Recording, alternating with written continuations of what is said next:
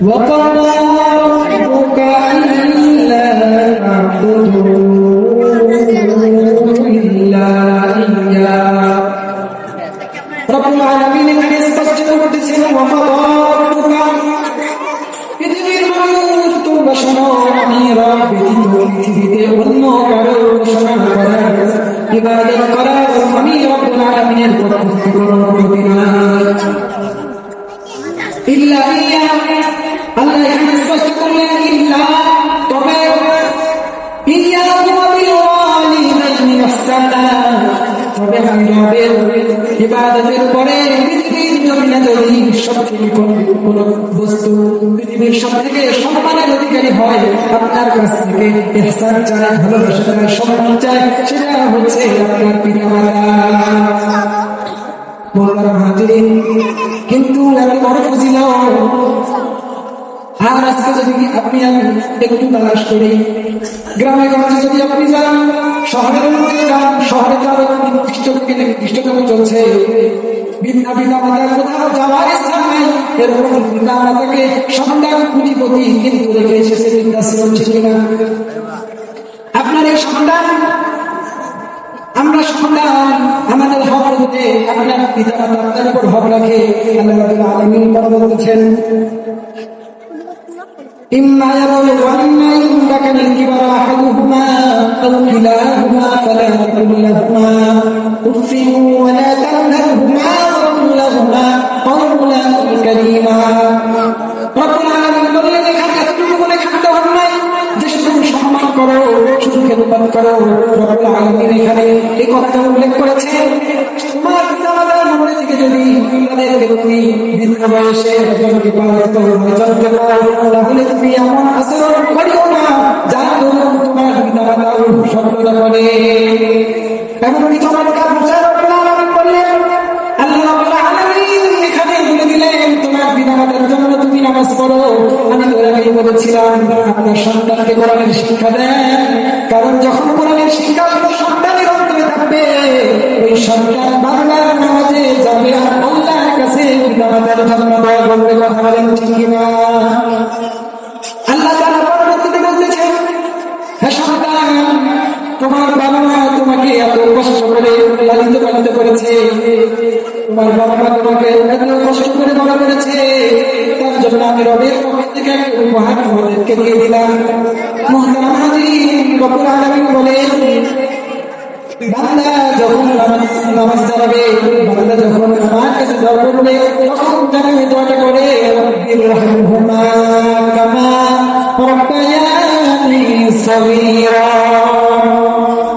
এই দোয়া যখন করে এই দোয়া করলে কি হবে সন্তানের এই দোয়ার বরকতে বাবা মাকে আল্লাহ রাব্বুল আলামিন জান্নাতে রাসূল বানাতে করবে মুহতারাম হাজিরিন শুধু ফজিলতগুলো শুনতেছেন এখন যে কথাটা আমি বলতে যাচ্ছি হয়তো আপনি কখনো ভাববেন নাই যে কথাটা আপনি শুনবেন আপনার পিতা মাতাকে আপনি কষ্ট দিয়েছেন হে যুবক ভাই আপনি স্পষ্ট করে শুনুন আপনার পিতা মাতা আপনার উপর নাখোশ আপনার পিতা মাতা আপনার উপর মনোযোগ আপনি লক্ষ টাকা দান করেন আপনি হজ করেন উমরা করেন আপনি হাফেজ হন আলেম হন আপনি পৃথিবীর সব থেকে বড় আলেম হন আপনার এই দানের কোনো মূল্য আল্লাহর কাছে নেই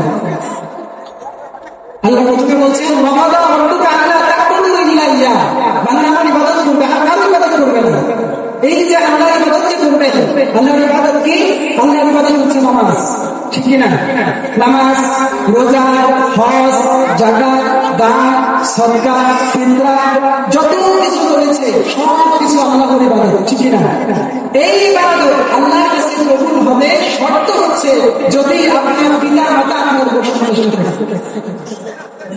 মুহতারাম হাজিরিন আল্লাহ রাসূলের সাহাবী হযরত আলকামা রাদিয়াল্লাহু তাআলা আনহু ঘটনা প্রকাশ করবেন তিনি আল্লাহ রাসূলের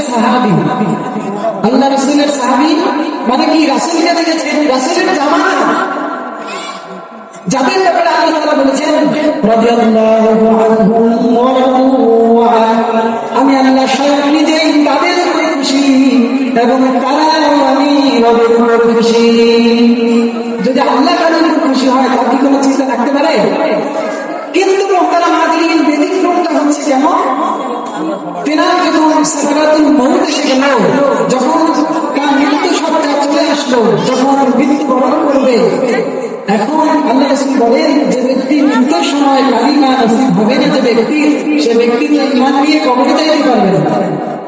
মুহতারাম হাজিরিন, আলকামা রাদিয়াল্লাহু তাআলা আনহু যখন সাকরাতুল মউত চলে আসলো, এই মরবে, চলেই যাবে, কিন্তু কালিমা নসিব হচ্ছে না, জবান ভারী হয়ে যাচ্ছে, কালিমা বলতে পারতেছে না।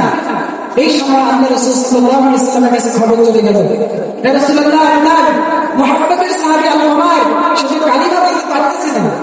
আল্লাহ রাসূল সাল্লাল্লাহু আলাইহি ওয়াসাল্লাম বিখ্যাত সাহাবীদেরকে পাঠিয়ে দিলেন। হযরত ওমর আসলেন, হযরত ওসমান আসলেন, হযরত আলী আসলেন। তারা এসে যখন কালিমা তাকিয়ে দিতেছিলেন, দেখলেন যে কোনোভাবে কাজ হচ্ছে না। আল্লাহ রাসূল সাল্লাল্লাহু আলাইহি ওয়াসাল্লাম স্বয়ং নিজেই আসলেন। আসার পরে দেখলেন যে পরিস্থিতি আসলে ভিন্ন, তার কালিমা নসিব হচ্ছে না, এটা কারণ হচ্ছে ভিন্ন। আল্লাহ রাসূল সাল্লাল্লাহু আলাইহি ওয়াসাল্লাম বললেন যে বাকি জানাবে কেউ আসছে না? পর্দার আড়াল থেকে যান, স্ত্রী বললেন যে আমার শাশুড়ি আছে, অর্থাৎ আলকামারের মা আছে। বললেন যে কোথায়? বললেন যে অনেক বাসায় থেকে। রাসূল বললেন যে এখানে নিশ্চয়ই কোনো গড়বড় রয়েছে। মা সন্তানের বাসায় নয়, অন্যের বাসায় থেকে, নিশ্চয়ই কোনো গড়বড় রয়েছে। এবার আল্লাহ রাসূল সাল্লাল্লাহু আলাইহি ওয়াসাল্লাম বললেন যে মাকে ডাকো। মাকে যখন ডাকা হলো, তখন তিনি বললেন যে মা, আপনার সন্তান আলকামা কি আপনার সাথে কোনো রকম ব্যবহার করেছে? মা চোখ দিয়ে পানি ঝরঝরা করে বলছে, কথা বলে না। আল্লাহ রাসূল বললেন যে মা, বলে আপনার সন্তান আপনার কারণেই কালিমা নসিব হচ্ছে না।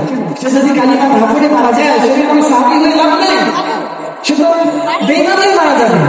এজন্য আল্লাহ রাসূল সাল্লাল্লাহু আলাইহি ওয়াসাল্লাম বললেন যে মা, আপনি বলুন। তখন রাসূল সাল্লাল্লাহু আলাইহি ওয়াসাল্লাম তাকে যখন এভাবে বললেন যে আপনি মাফ করে দেন, মা এত কষ্ট পেয়েছে, চোখ দিয়ে ঝরঝর করে পানি ছেড়ে দিলেন।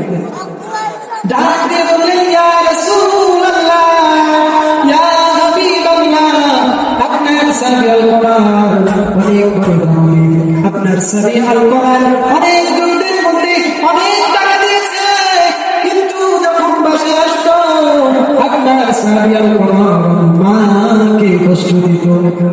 রাসূল বললেন, আপনি মাফ করে দেন।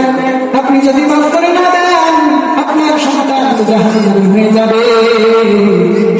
আলকামা রাদিয়াল্লাহু তাআলা বললেন, হুজুর মাফ করুন না। যখন রাসূল দেখলেন যে না, সবাই তো চলে যাচ্ছে, ভাবে কিছু করা যাবে না, হুজুর যখন অনুমতি দিলেন, এই সাহাবায়ে তোমরা তাড়াতাড়ি যাও, সবাই লাকড়ি সংগ্রহ করো। সব সাহাবী চোখের দিকে সরিয়ে গেলেন, লাকড়ি স্তব্ধ করে ফেললেন এবং আগুন জ্বালাই দিলেন। যখন ডাল ডাল করে আগুন জ্বলতেছে, আগুনের লেগে হাসিটা উপরের দিকে উঠতেছে। এবার রাসূল বললেন, আলকামা নিয়ে আসো। মুহতারাম হাজিরিন, একটু খেয়াল করেন, বুকের গভীর থেকে আমার কথা শুনুন, দেখবেন আপনার অন্তর পরিবর্তন করে দিবেন যিনি, তিনি বলেন কে। মুহতারাম হাজিরিন, এরকম ভাবে আলকামা রাদিয়াল্লাহু তাআলা তিনি কোনো কথাই বলতেছেন না। রাসূল বললেন, তুমি মাফ করে না দাও, আলকামাকে জ্বালিয়ে হত্যা করা হবে, কারণ সে আমার সাথে বেয়াদবি করেছে। মুহতারাম হাজিরিন, এবার আপনি বলেন, পৃথিবীর কোনো মা কি এরকম হিম্মত রয়েছে সন্তান মায়ের সামনে আপনি ধরবে? সত্যি করতে পারবে? পারবে মানে সন্তান যদি পৃথিবীর সব থেকে নিকৃষ্টতম সন্তান হয়, মায়ের কাছে সেটা কলিজার টুকরা, কথা বলেন ঠিক কিনা? হাজিরিন, এজন্য মায়ের দোয়ার দরকার আছে না? অবশ্যই মায়ের দোয়ার দরকার রয়েছে। আপনি হাজার হাজার টাকা দিয়ে একজন হুজুরকে ডাকে, একজন আলেমকে ডাকিয়ে আপনি দোয়া নেবেন, আপনার সে আলেমের দোয়া পৌঁছার আগে যদি আপনার মা দোয়া করে, তাহলে ওই আলেমের দোয়ার শত শত বার যদি দোয়া করে, যে সেই দোয়াটা আল্লাহ মানুষের যাইতে যে সময়টা লাগবে, মায়ের দোয়াটা থেকে খুব দ্রুত দেখে আল্লাহ আরো সে করতে পৌঁছে যাবে। এজন্য আসুন, যারা বাবা নাই, যারা মায়ের কবরের পাশে গিয়ে আল্লাহ শিখাই দিয়েছেন, যারা মা রয়েছে মায়ের পায়ের নিচে চলে যান, মায়ের খেদমত করেন, দেখবেন আল্লাহ বাবা ভুলে দেবে, সকল বিপদ আসান হয়ে যাবে, আপনি আপনার জীবন সুন্দর হয়ে যাবে। কথা বলেন ঠিক না?